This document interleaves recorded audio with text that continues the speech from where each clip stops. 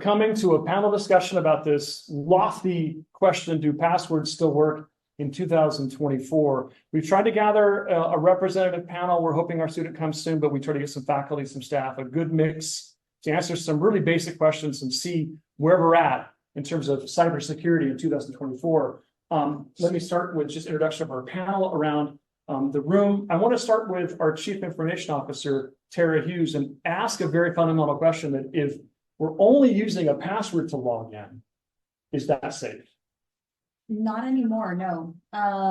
So 20 years ago, password, as long as you had a good password, that was good. It was good enough. But kind of like, I was trying to think of, my kids have helped me understand that dabbing is no longer cool.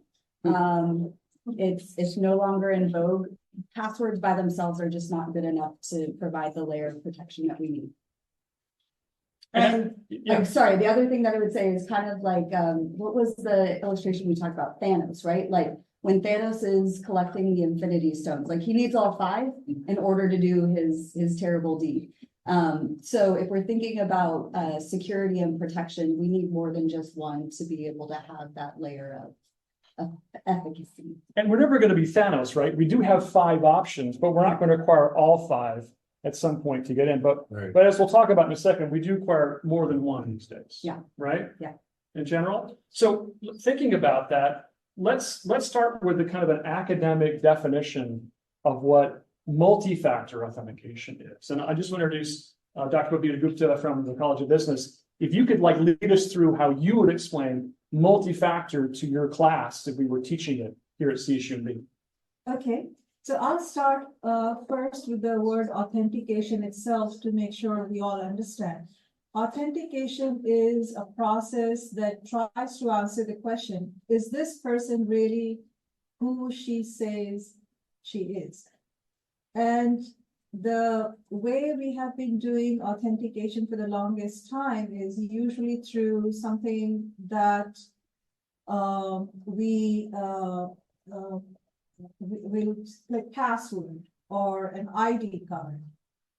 The problem with these like a password is it is very easy for hackers to or somebody to get that password, guess that through the, because all of us have our information on social media these days. So, if somebody who's adapted this thing, they can pretty easily guess what your password is going to be and therefore pretend to be you in any type of transactions they may be involved in, whether at the university or bank or registration or what have you.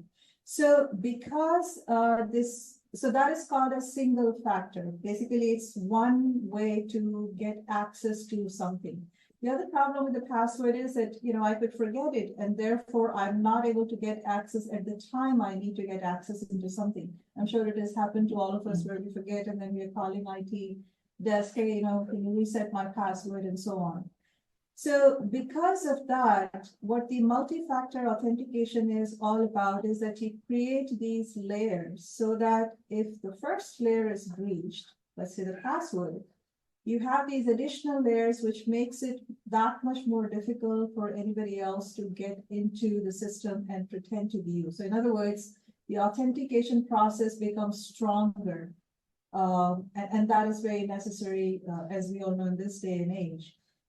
So the multi-factor authentication process is really about, you have 2 ways at least to get into something. So first layer could be password, which is usually the case. Second layer could be something that you have, either an ID card or something that is very unique to us individuals, which is some sort of biometric, the fingerprint, palm print, facial, retina, and so on.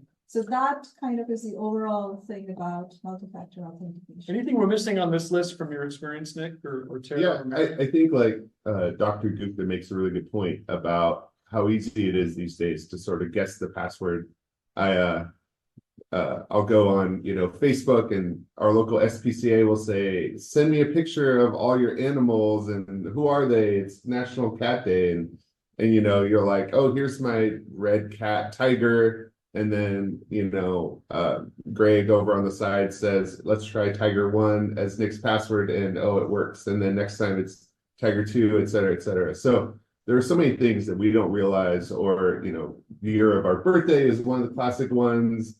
Like when I first got my email address, everyone was like, Nick 1983. It's like, oh, when were you born, Nick? I don't know. Let me just guess. and then you use 1983 in all your passwords too, or whatever. So definitely, being able to create a way to securely authenticate ourselves that's broken away from things about ourselves, because it's so passwords can be hard to remember, especially when you have a lot of them. And I think we'll talk about strategies later for that. But just being able to say, here's a password I can hopefully remember, but then here's also another way to identify myself. So we've kind of obliterated this idea that the password by itself can do it all. And we did that for years, right? I remember logging into first class back then. It was just a password. There was no multi-factor, but now we've established you've got to have a second factor.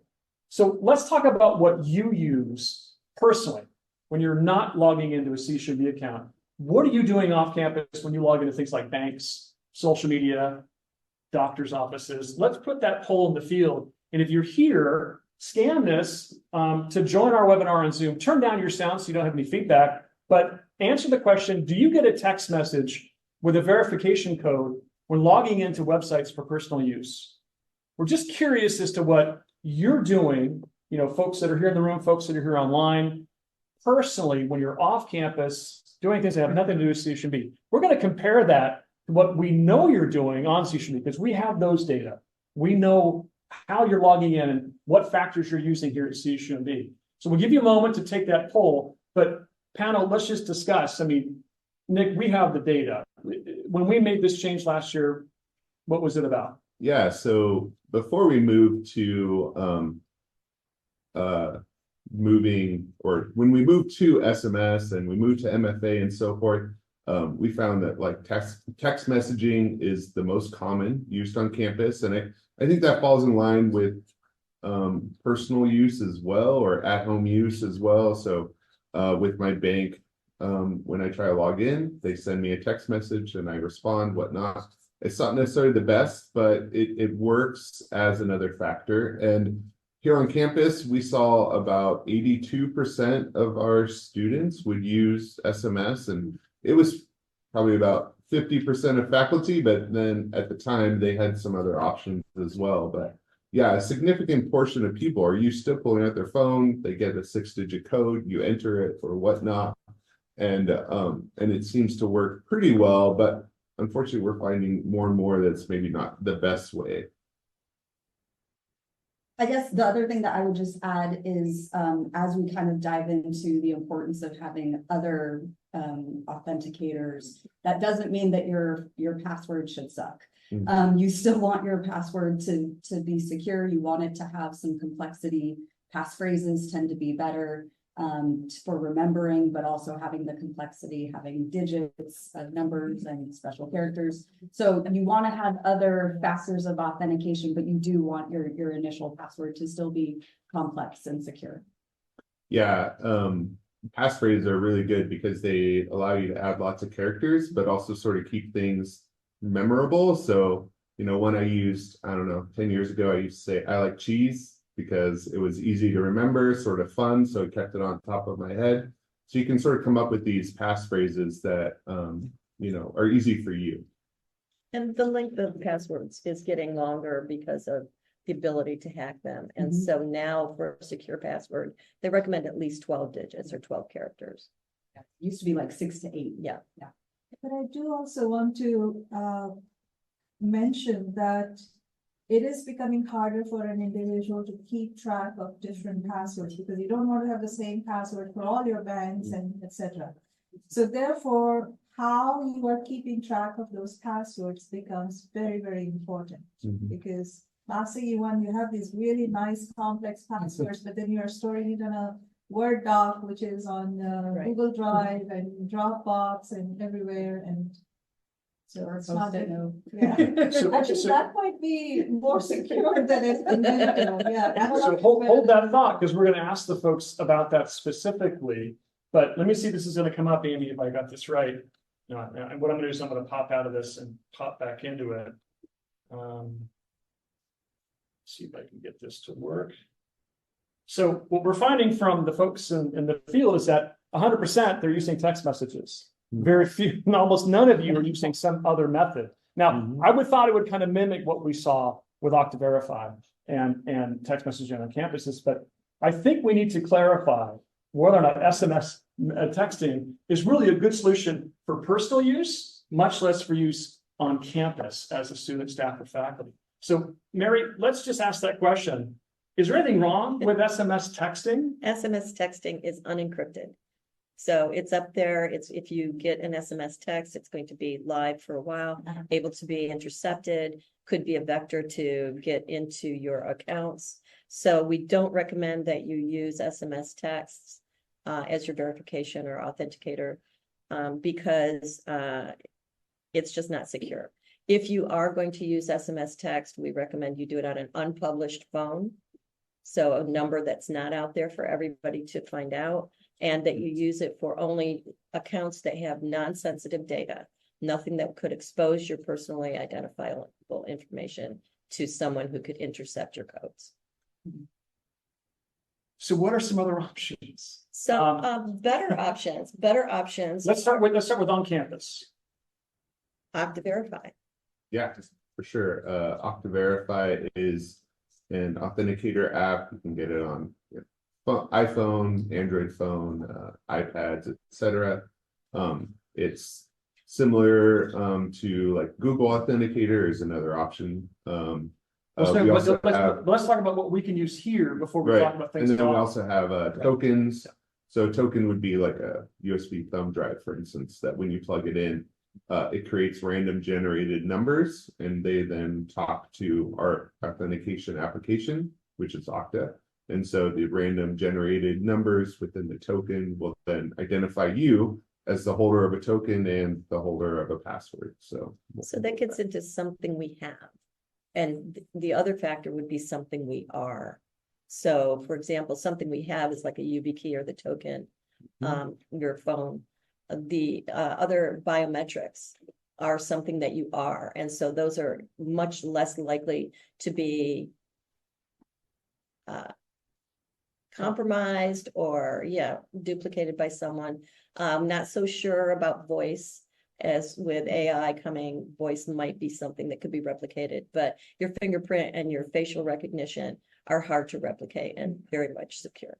So let's talk about when you have personal use, when you're off campus, when you're dealing with your bank or your doctor or whatever it's going to require, or maybe not require a second factor. How do we do the same thing we do on campus with something like Okta Verify, which is encrypted and faster and works when you don't have a cell signal? How do you do that when you've left campus or you've graduated and you still want to use this best practice? So we're thinking about third-party authenticators. Yeah, there are lots of authenticator apps out there and available. Some of them are free. We don't recommend that you use the ones that are on your web browser, because those can be easily compromised.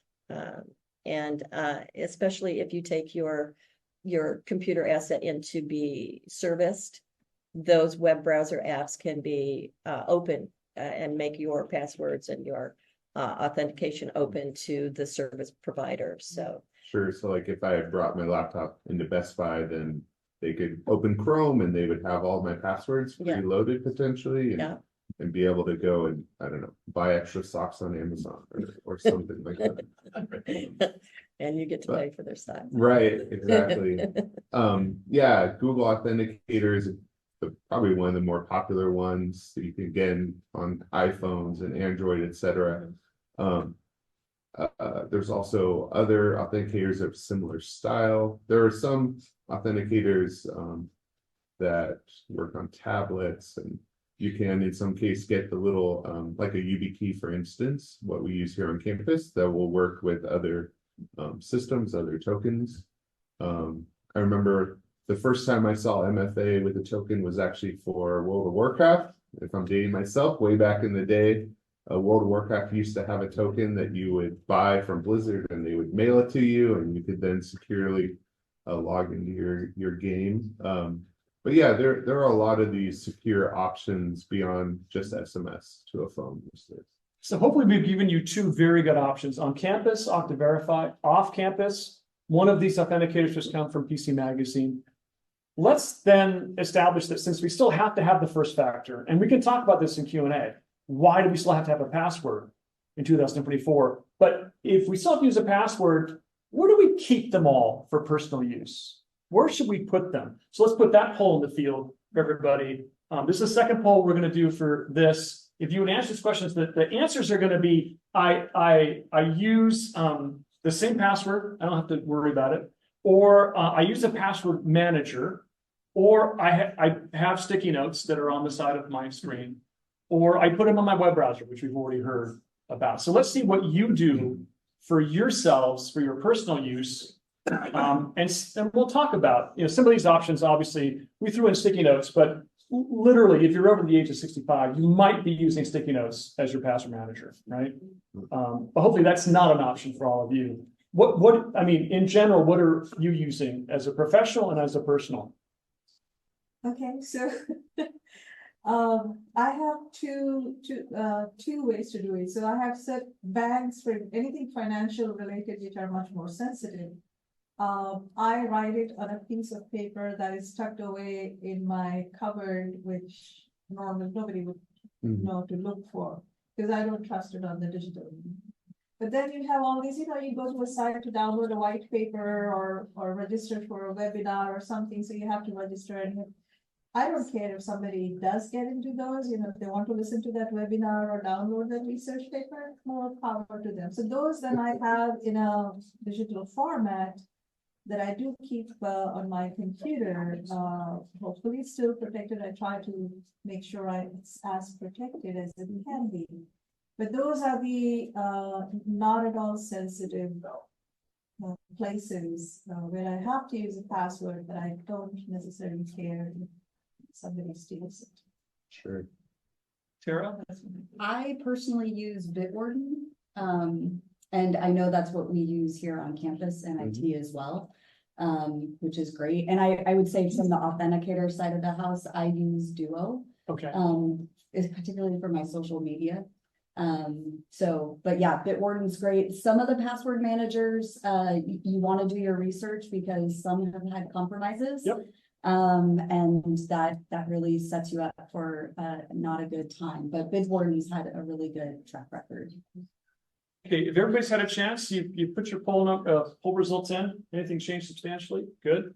I'm going to see if I can pop out and pop back in again and see if this loads it. Okay, so we're seeing about 14% use the same password. God help your soul. 17% are actually using password managers. That's fantastic news. Let's see that go up. Fortunately, none of you are using sticky notes. Thank you for saving humanity. And about 14% are using web browsers. So let's talk about where, I know, Mary, you've mentioned web browsers. When we asked this question at the tabling event, are you aware that if you have an extension that gets loaded for whatever reason, you click on the wrong link, that's in your web browser. That could be a compromise that you're not aware of, right? So web browsers in general, not too crazy about that even though it's super easy, right? It is super easy. It comes up and you don't have to really do anything. It volunteers to help you out. So it's very easy to use and very tempting. And obviously, using the same password, even the same style of password, I think you mentioned before. It's like, I could just be adding more numbers, but over time, that gets a little easier to hack. Yeah, I think the password managers that are made to do it have become really easy to use these days. The main difference is they're not built into, for instance, Chrome or Safari when you get it, but they're like a standalone piece of software. Bitwarden has a standalone Chrome extension that you can load, and then when you go to a site, it will say, "Hey, I recognize this site. Enter your master password." Again, you just have to remember one at this point. You can remember that one password for Bitwarden, and then allow it to create really complex passwords for everything else. Because Bitwarden, it has a little button that says create a random password. You say, I want it to be 50 characters, and it will create this huge gobbledygook that you'll never remember, but then you don't have to. So it's really helpful to be able to use these systems that sort of automate your security, but then also make it more secure than you could do yourself. So this is a key point. I just want to make sure you heard this, that Nick said, so you don't have to remember. Yeah. So I'm going to just posit this for this group, that maybe you only need to really know 2 passwords in your life when you're on campus as a student and when you're off campus as a personal use of technology. Maybe you just need the password that you need to get into Okta, and then password you need to get into your password manager. Right. Right? Wrong? I would still argue that even though most places, including our university, forces you to change the password every 6 months or so, I think that is a good practice. It's hard to do. But one of the ways I would recommend is put it on your calendar like every 3 months or 6 months, especially for the sensitive places like financial institutions, your CSUMB and so on, where you then change it. So even if it is in the password manager or third-party authenticator, there's nothing foolproof out there. So what you don't want to have is the same password for something forever. Yes. Likelihood increases of it getting compromised. Or for multiple accounts. Or for multiple accounts. I think that's really good. I do similar, set up a calendar event, because there's so many things in life that we think about. Sometimes something like a password is very low on the totem pole. So making it easier to just sort of, today's leap year, let's change my password. So obviously, Nick, can you talk about how, and I know we just made the switch from one vendor to the next, but you're using Bitwarden as Tara mentioned personally, but you're using it for work.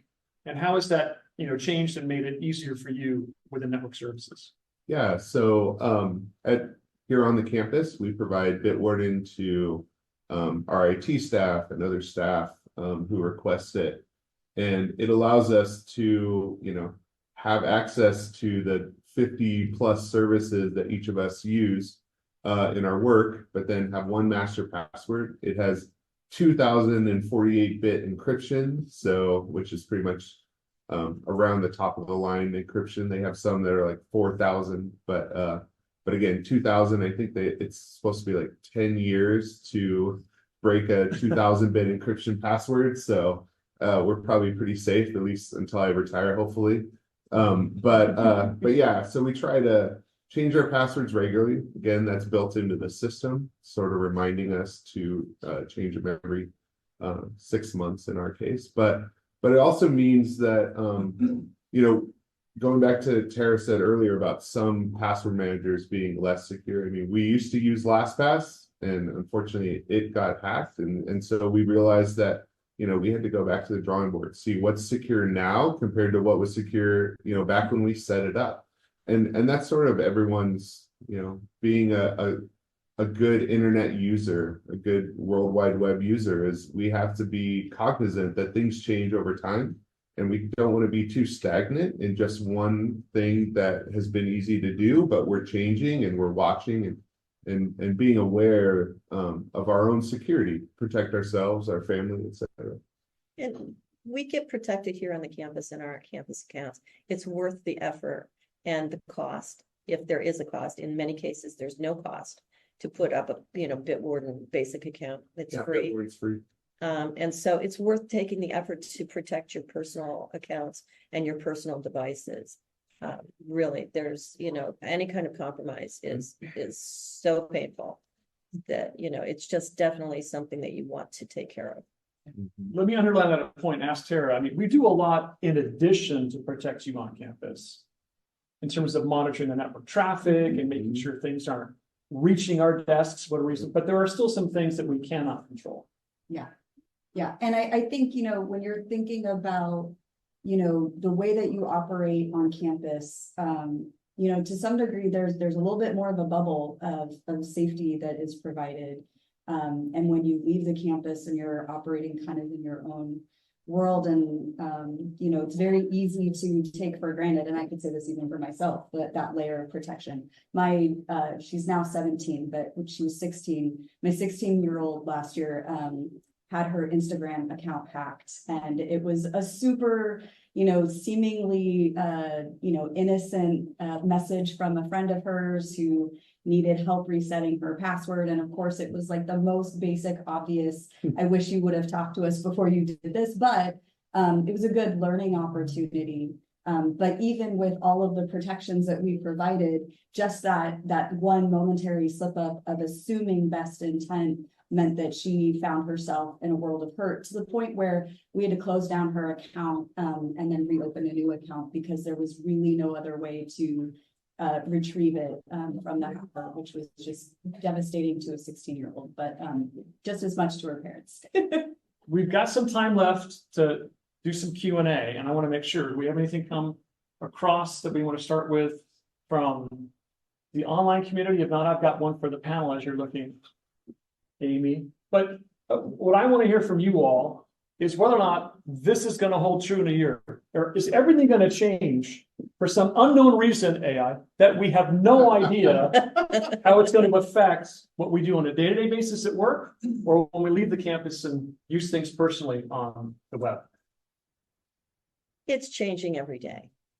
Things are getting easier to hack every day. Our technology on our protection side is improving, but so is the technology on the side of the person who is trying to hack into your accounts. So their passwords are getting, basic passwords are getting longer, more complex. So stay on top of things. One of the things that's most important for you to do is keep your devices patched and up to date all the time. Check and see if there's any up-to-dates that need to be put onto your devices, and take the time to actually install those. Yeah, I think, you know, maybe I watched too many movies in the 80s or 90s, but I always think of the big bad guys as, you know, North Korea, Russia, China, etc. So one of the things to consider is it's becoming easier and easier to access our data and access our online presence. So, but Russia is no closer to your house than it was in the 80s. And in that way, if you have a phone and you have Okta Verify, or you have a token, a physical token you're using, those physical devices are still thousands of miles away from the person trying to break in and take your data. And so in that way, by keeping these devices separate, and so you have your laptop you're searching the internet on, and then your phone that you're authenticating yourself with, you're making it so even if they get your online password and they, you know that I use Amazon and I go to Netflix, etc., because they don't have the physical device that I use to log in, they can't take over my account. So keeping in mind that these extra layer of physicality and distance can really help protect us.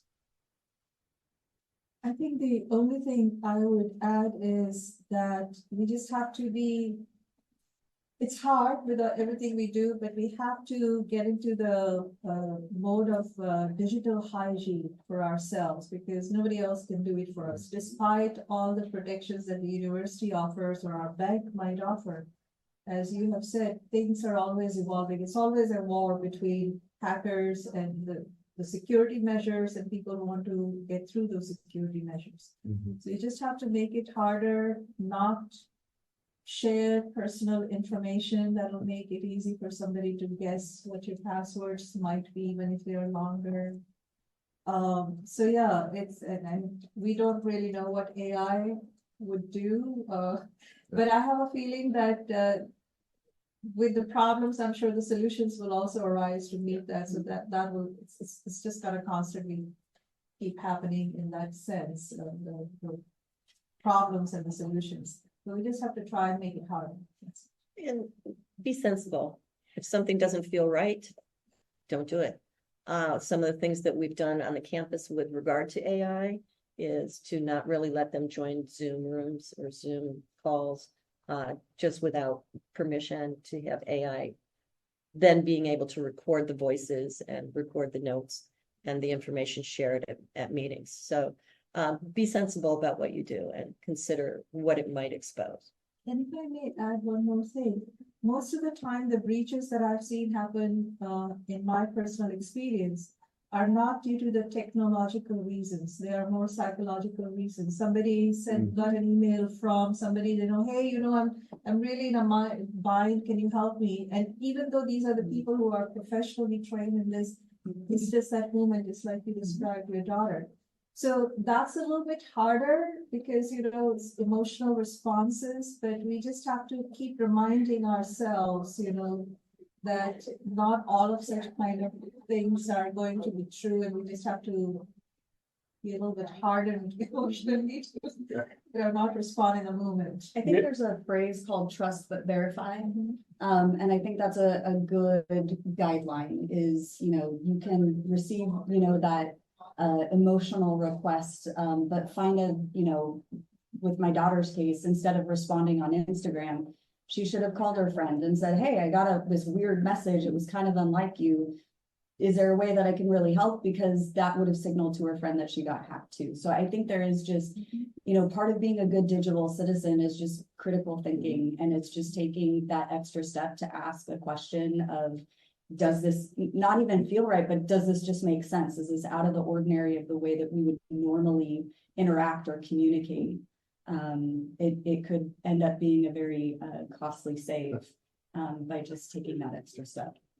We had a question come in online. I'll ask for one from this audience as well. But will we ever be passwordless in our lifetimes? It depends on the cost and really, because biometrics is a great solution, but they're complex and they're costly to implement. That's why, we don't see it everywhere, except in very, very sensitive places like, high security labs.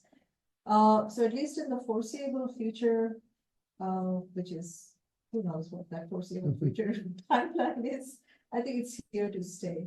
So, yeah, I agree that in a large scope, passwords are probably around for a while longer, but in a different way, there already are some big changes. Like you think about your credit card. Credit cards used to swipe them, and really that magnetic strip was a long digit of codes, and nowadays it's a little RFID chip. And you tap it and then you walk away, or you tap your phone and you walk away, etc. Some people that I don't necessarily agree that you should go do this, but they've like embedded the RFID chip inside their skin, like in their thing, and they, you go bring it up. Or some people use an Apple Watch. That's probably much smarter, but you can have an RFID tag, for instance, or chip in you, and whenever you go, you touch it, and that's more of a biometric style where this, in theory, is only yours. Of course, they're not encrypted, so people can walk by and scan your chip, and then they know your ID just like anything else. In fact, it's a very common thing that they do at the Black Hat Hacking Conference, is people will walk around with scanners and scan the credit cards of the random people who walk around and don't know any better. And should I have a wallet that shields that? Is that they what do? They have RFID blocking wallets now, and but yeah, so I mean, there are definitely ways. Also, they have computer certificates, which are pretty much like really long hashes of random digits. And in that way, maybe we'll get to a point where we use a certain certificate that is us. But again, it's how do we give it out in a safe way? I mean, even SMS now, if someone's watching cell phone traffic, they can potentially catch an SMS text message going to your phone. And in the same way, when you're using RFID or you're using a certificate, they could potentially catch that if you're doing it in a wireless format. So, so right now, I think having multiple factors is the safest way we can go, but hopefully in the future, we'll find some better ways. I had a question. Oh, go ahead, Sarah. I was just going to say the other thing that I would just tack on, because we're talking about passwords in terms of websites and apps, but one that I think often gets overlooked is the code for entering your phone. And if your phone gets stolen, if you are really obviously, there's a huge scam that is only growing where, if you only have a 4-digit code to enter your phone, there's plenty of people who just watch and pay attention. And a lot of us put our phone on the table when we go to dinner, and they can easily swipe your phone, or when you're not looking, they can distract you. And it can wreck your life. If you watch any of the YouTube videos reporting on it, it's actually disturbing. So I think, again, a part of being a good digital citizen and the hygiene there isn't just in kind of these traditional ways. It's also in my phone is my life in a lot of ways. And if that gets taken and broken into, I'm in a world of hurt. So I think, it's a digit, but that's a password of sorts. And again, just having to be really mindful about how we used it and how out in the open we are with that. Second question, I know, Jeff, you had one. I see a second one here. Jeff, go ahead. Yeah, I have 2 questions, but I'll just ask one right now. Sometimes the places I go that I'm logging into, some online store has a authentication where the authentication is not text message, but it's going to email. And you go to get a code in an email. Is that any better than a text message? Is there benefits to that? That's a great question. It's a little bit better, but not a whole lot better. It's easy to overhear. Well, it's easy. It's yeah. I mean, there are phone messages, there are text messages, there are email messages. I think email is better than the other 2 factors. Yeah, most email providers like Google email, your Gmail, for instance, it is encrypted. So in that way, you're receiving safe messages in general, and that part is safe traffic. But then you sort of, when you get a lot of those kind of emails, you can potentially get more used to clicking on these kind of emails and then end up being, the victim of more of a phishing email, where a phishing email comes to you and it says, hey, click here to reset your password. And maybe you did reset your password in Amazon 3 weeks ago. And so you're like, oh, maybe I need to reset it again or something. So you click it again, but this time it's, John in Nigeria, and he wants to sell you $1 million or something. So in theory, yes, those emails are safe, but the overall practice you have to just be aware that it can be training you for unsafe practices. Yes, sir. Yeah, this is just a word of warning rather than a question, but a company called Apple, which I'm sure a few people are familiar with, Couple folks. has been running a series of ads about how much they protect our privacy and how private our data is with Apple, and you don't have to worry about it. Ironically, their sales have been going down since they've run those commercials, but I just took a look at their privacy policy online, and there are 13 paragraphs of the information they collect from you directly. And there are 5 paragraphs of the information they collect about you from their partners. Yeah. And they also have 7 paragraphs about how they share and use that information and sell it. So, I mean, this is a staggering amount. Like, I did a quick test on a browser page, and the amount of information that I'm disclosing just by going to ESPN.com is staggering. They know the exact number of pixels. They know my operating system. They know everything. And it's really, just using the web or just, checking your account online just reveals an enormous amount. It basically reveals everything. You're basically an open book if you use the web. So just be very, very careful. And I challenge somebody to read this Apple privacy policy and ask yourself, do they really protect your privacy, or are they buying and selling it at will? Because it sounds like the latter. So, Babita, you were on a state panel. Just want to point out the obvious, let me get this right. The cybersecurity task force, I'm sure this kind of thing came up with a lot of companies who are gathering data for a lot of reasons that a lot of consumers may not be aware of. How do we deal with that from a governmental standpoint, from a best practices teaching standpoint, from just feeling good about what you're doing online? Okay, so thank you. This has been something that a lot of us in the academics have been researching on privacy and security. None exist As a citizen, I don't think the government has any handle on it. Part of it was initially way back, those of us who are older, remember when the internet came about, the idea was, okay, let's not put any brakes because we want innovations. That was 30 years ago, but we still have no brakes on it. So the companies do exactly what you described, all companies, because it's legal. And it's profitable, I think we should. Oh, put it, yes, right? This is absolutely. very profitable to sell this information. In fact, a lot of companies' business model relies on this data collection and selling, even though their actual product is free or almost free, because it's so profitable. So in that sense, I, as a consumer, can try to limit, but after a while I run out of choices because I still have to do business online, right? I can't go running to bank or to this place or that place to buy something or do any transaction. I have to go online and provide. That's exactly what the companies rely on. So it really falls on the consumer's shoulders to protect themselves, unfortunately. That's the bottom line at this point.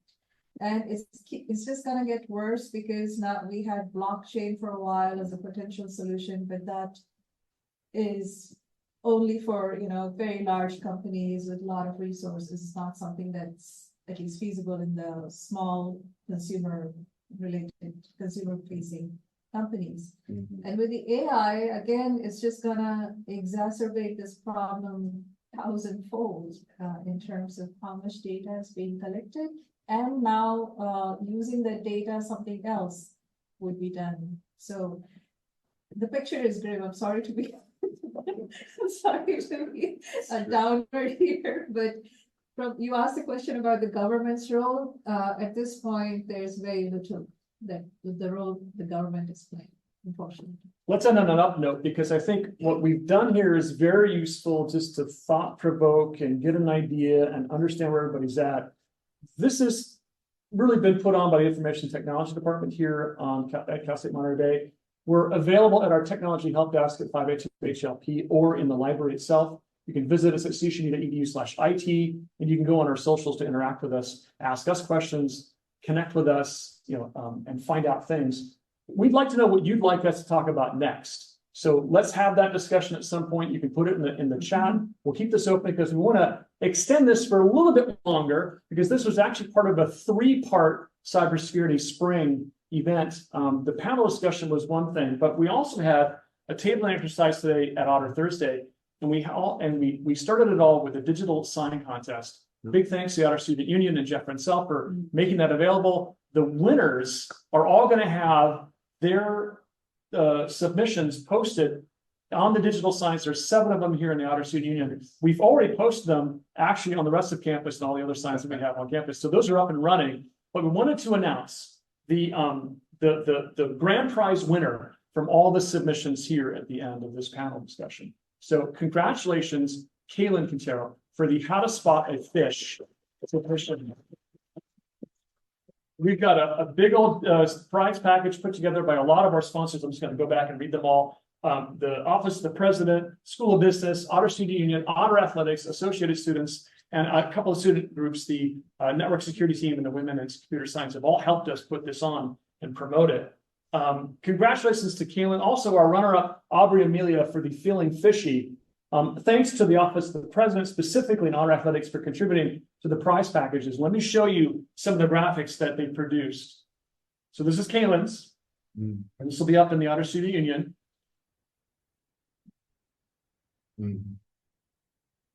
And the next one's Amelia's.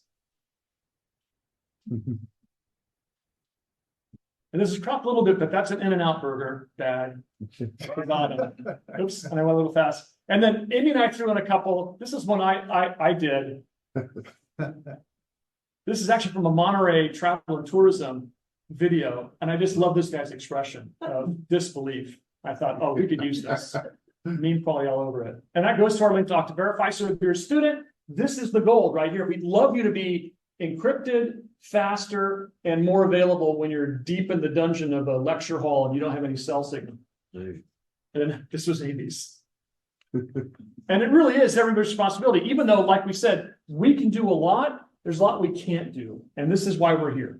This is why we think we're a resource. This is why we think, we're here to help. Come to us, ask us questions. Let us know how we can make your experience better, at least in terms of cybersecurity. Thanks for coming.